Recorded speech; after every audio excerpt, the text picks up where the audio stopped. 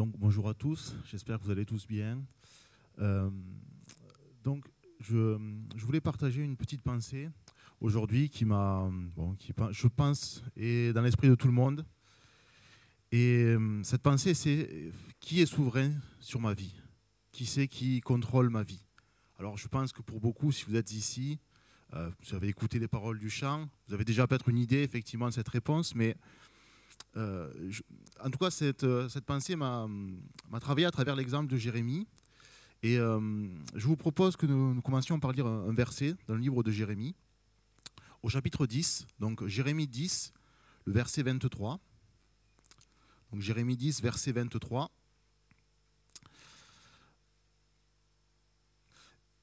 Alors, nous lisons, donc Jérémie 10, verset 23. Je le sais, ô Éternel, la voie de l'homme n'est pas en son pouvoir. Ce n'est pas à l'homme, quand il marche, de diriger ses pas.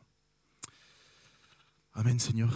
Conduis-nous et guide-nous durant effectivement cette introduction, Seigneur.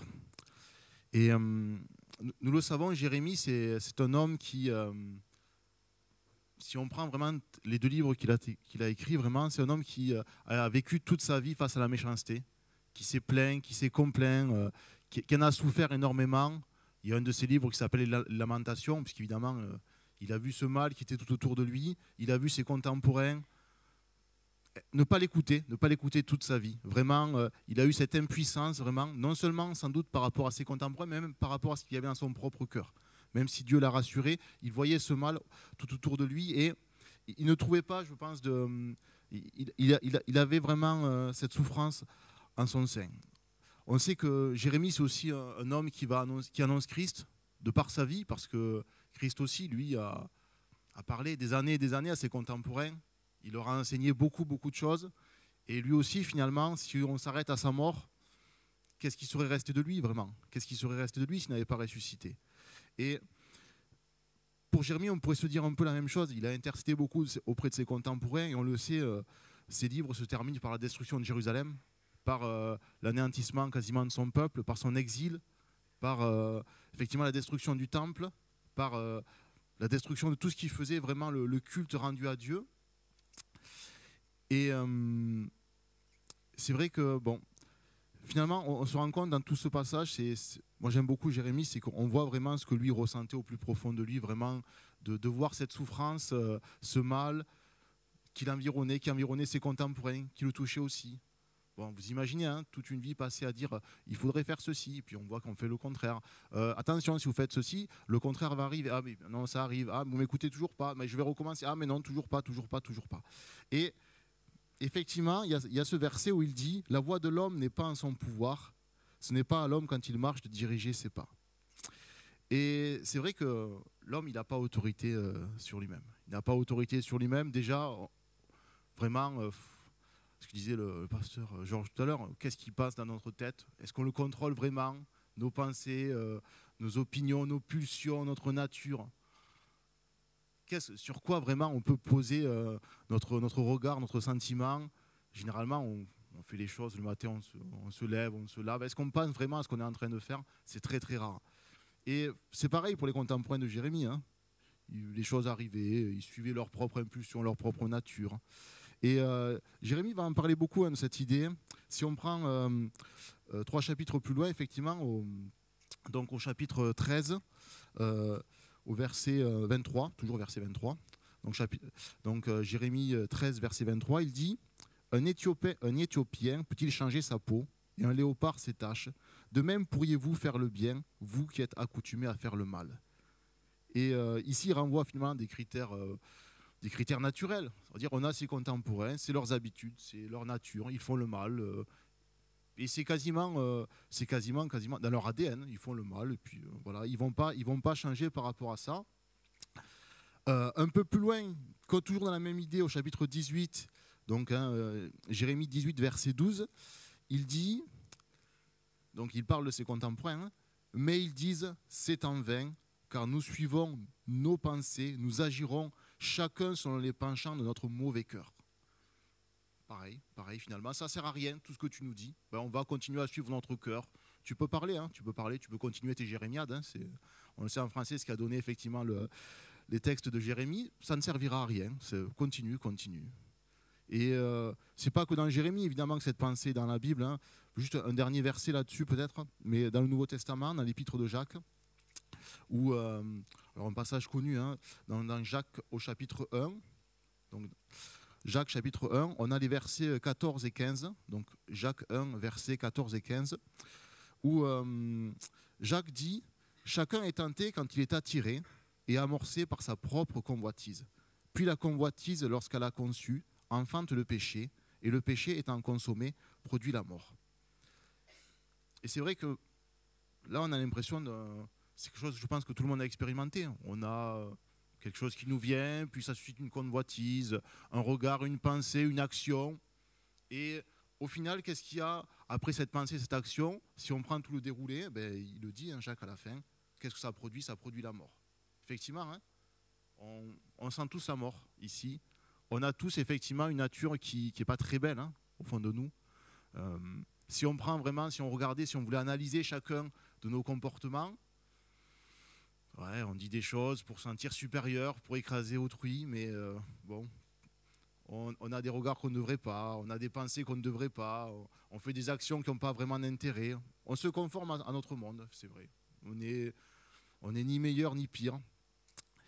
Et c'est vrai que bon, si on prend toutes ces philosophies qui disent effectivement l'être humain est le produit de son environnement, de son milieu économique et social, c'est vrai quelque part, c'est vrai. Hein, on peut le déterminer en histoire. Hein, on regarde telle population produira telle pensée, tel groupe social produira telle action. Bon, d'accord. Est-ce que c'est une excuse? Ben non, c'est pas une excuse. Hein, c'est pas une excuse. Ce n'est pas une excuse. Pourquoi? Parce que nous le savons quand même. Il y a une bonne nouvelle, effectivement, c'est que nous avons été créés par Dieu, à son image. Effectivement, hein, on a été créés par Dieu. On a une valeur qui ne se limite pas effectivement à l'environnement où nous sommes, au monde dans lequel nous vivons, à tout ce qui nous environne. On a une origine, c'est Dieu, et on a un but, effectivement, c'est d'être les enfants de Dieu. Hein, chacun d'entre nous, ouais, même moi, hein, on est effectivement destiné à être enfants de Dieu, et vraiment, c'est la plus grande chose qui peut nous arriver dans ce monde. C'est-à-dire que Dieu veut vraiment que nous soyons ses enfants, qu'il nous aime, qu'il nous considère vraiment comme des vrais enfants, effectivement, et qu'on ait une relation avec lui, c'est-à-dire une relation qui, en plus, sera éternelle. C'est-à-dire on ne finira jamais d'apprendre de ses enfants. Pour nous, notre Père et Dieu, effectivement, apprendra toujours plus de nous. Il aura une relation toujours plus intime avec nous. Et c'est vrai que par rapport à ça, ben, notre nature humaine, ce qu'on vit dans notre tête tous les jours, ça paraît complètement déconnecté parfois. Hein. On doit le dire, on se dit, mais où est-ce que je mets Dieu dans ma vie quand même? Finalement, quand on pense certaines choses, quand on vit certaines choses, quand on répond certaines choses, quand on suit un petit peu notre propre nature. Et... je ne sais pas si certains ont fait de la psychologie ou de la sociologie, mais c'est vrai qu'il y a des choses, parfois, on se dit, l'être humain, purée, il fonctionne comme ça. Est-ce que vous connaissez le syndrome de Stockholm? Donc, effectivement, quand on prend en otage des gens, au bout d'un moment, ils vont prendre parti, le parti, effectivement, des preneurs d'otages. On s'en était rendu compte. Pourquoi? Parce que l'être humain suit, tout simplement, le côté le plus fort, le plus puissant. Et pour lui, c'est naturel, au bout d'un moment, ben, des gens sont plus puissants, sont plus forts, vous tiennent, effectivement, vous dominent. Ben, vous finissez par être d'accord avec eux. C'est aussi simple que ça.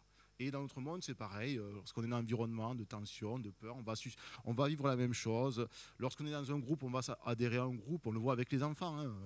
On est dans un groupe et puis il y a un souffre-douleur du groupe, eh ben, même un enfant gentil, agréable, etc., va se mettre dans ce groupe et va finir lui aussi par persécuter le petit enfant. Mais effectivement, bon, il y a quand même une bonne nouvelle, hein, c'est que même dans ces circonstances, nous le savons, qui c'est qui est aux commandes finales? C'est Dieu. C'est Dieu, effectivement, qui est aux commandes finales. On pourrait se dire, oui, mais tout ce mal, etc. Mais il y a des passages dans la Bible qui sont un peu particuliers, parfois interprétés, mais si on prend Ésaïe 45, 7, alors un peu avant Jérémie, donc Ésaïe 45, 7, Dieu, il dit, je forme la lumière et je crée les ténèbres, je donne la prospérité et je crée l'adversité. Moi, l'Éternel, je fais toutes ces choses. Et c'est vrai qu'il y en a d'autres, bon, je pourrais citer, mais on ne va pas tous les lire, hein, Daniel 2, 21, etc., où Dieu dit effectivement c'est lui qui contrôle les temps, les circonstances, etc. Dieu est au contrôle de toutes choses. Donc c'est une bonne nouvelle. Ça veut dire qu'on voit des choses mauvaises, mais finalement, celui qui aura le dernier mot, celui qui contrôle effectivement toute chose, celui qui peut arranger toute chose, c'est Dieu. Effectivement, même dans nos pensées, dans nos actions, dans ce qui paraît vraiment complètement à l'opposé de Dieu, quelque part, Dieu, il peut tourner effectivement pour que ça revienne à lui. Et c'est effectivement ce que Jérémie a vécu, lui, on le sait, hein, c'était extrêmement dur, c'était quasiment l'horreur pour lui de voir tout ça. Mais tout ça, c'est arrivé pour un but, effectivement. L'exil, effectivement, des Israélites à Babylone, la destruction du temple. Tout ça, c'est arrivé, effectivement, c'était le plan de Dieu. Parce que ça a permis de faire venir le Messie, ça a permis de faire venir le salut sur nous.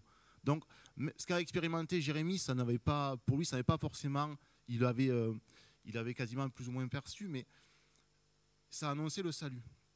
Et on le sait, bon, tout le mal, du coup, hein, qui vient, lui, ne vient pas de Dieu. C'est vrai, Dieu, il est maître des circonstances, mais ce n'est pas lui qui suscite le mal. Effectivement, la parole le dit, on l'a un peu avant ce que nous avons lu dans Jacques, Dieu n'est pas tenté par le mal. Dieu, ça ne lui vient même pas à l'esprit. Il y a des passages, je crois, dans l'Ancien Testament où il dit aux Israélites, mais ce que vous faites ne m'est même pas venu à l'esprit. C'est-à-dire, il n'aurait même pas pu y penser.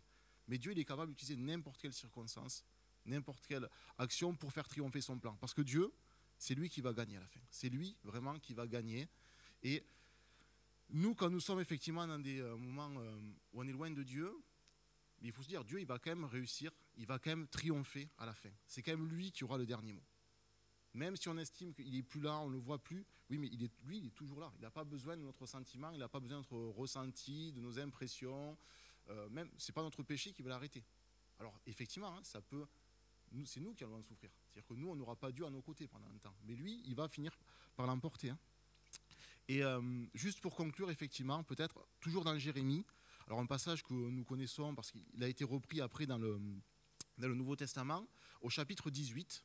Donc Jérémie au chapitre 18, vous avez les versets 5 à 10. Donc Jérémie chapitre 18, versets 5 à 10, où une parole est adressée effectivement à Jérémie. Et donc nous lisons, « Et la parole de l'Éternel me fut adressée, en ces mots. Ne puis-je pas agir envers vous comme ce potier, maison d'Israël, dit l'Éternel. Voici, comme l'argile est dans les mains du potier, ainsi vous êtes dans ma main, nation d'Israël. Soudain je parle sur une nation, sur un royaume, d'arracher, d'abattre et de détruire. Mais si cette nation sur laquelle j'ai parlé revient de sa méchanceté, je me repens du mal que j'avais pensé lui faire. Et soudain, je parle sur une nation, sur un royaume, de bâtir et de planter.